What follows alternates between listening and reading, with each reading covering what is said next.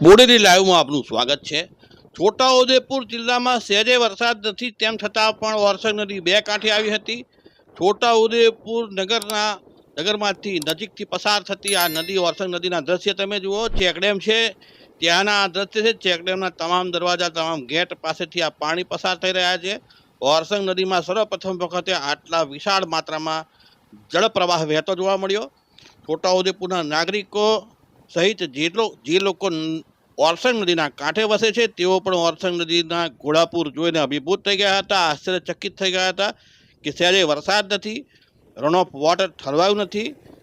ઓરસંગ નદીના કેચમેન્ટ એરિયામાં જે મધ્યપ્રદેશનો ઉપરવાસ છે ત્યાં ભારે વરસાદ થયો, તેને લીધે આ પ્રકારે ઓરસંગ નદી બે કાંઠે વહેતી થઈ હતી। ઓરસંગ નદીનો બંને કાંઠે પર ઘૂઘવતો જળ પ્રવાહ વહેતો આપણે જોઈ શકીએ છીએ। છોટાઉદેપુર જિલ્લામાં જે વરસાદ પડ્યો અને આંકડાની વાત કરીએ તો છોટાઉદેપુરમાં વહેલી સવારે 6 વાગ્યા સુધીના 24 કલાકનો વરસાદ 18 મિલીમીટર પડ્યો હતો। સિઝનનો કુલ 343 મિલીમીટર।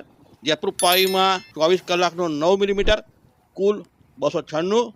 સંખેડામાં 1 મિલીમીટર, કુલ 508। નસવાડીમાં 7 મિલીમીટર, કુલ 444। બોડેલીમાં 0, કુલ 415 અને કવાંટમાં 19 મિલીમીટર વહેલી સવારે 6 વાગ્યા સુધીના 24 કલાક દરમિયાન પડ્યો, કુલ 442 મિલીમીટર પડ્યો। આટલા જે આંકડા છે તે દર્શાવે છે કે છોટાઉદેપુર જિલ્લામાં માત્ર સૌથી વધુ જે વરસાદ પડ્યો તો 1 ઇંચ પણ પડ્યો નથી, તેમ છતાં પણ ઓરસંગ નદીમાં રૌદ્ર સ્વરૂપ ધારણ કરતી જે વહી હતી તે દ્રશ્યો જોઈ સૌ કોઈ અભિભૂત થઈ ગયા હતા।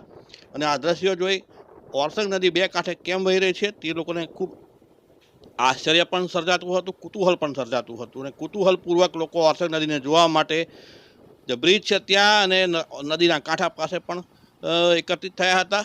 ઓરસંગ નદીમાં આમ તો જ્યારે પણ છોટાઉદેપુર જિલ્લામાં વરસાદ આવે ત્યારે જ પાણી વહેતા હોય છે। છોટાઉદેપુરનો આ જ્યાં ચેકડેમ છે ત્યાં 200 મીટરનો એનો રિજીમ પેરીમીટર છે।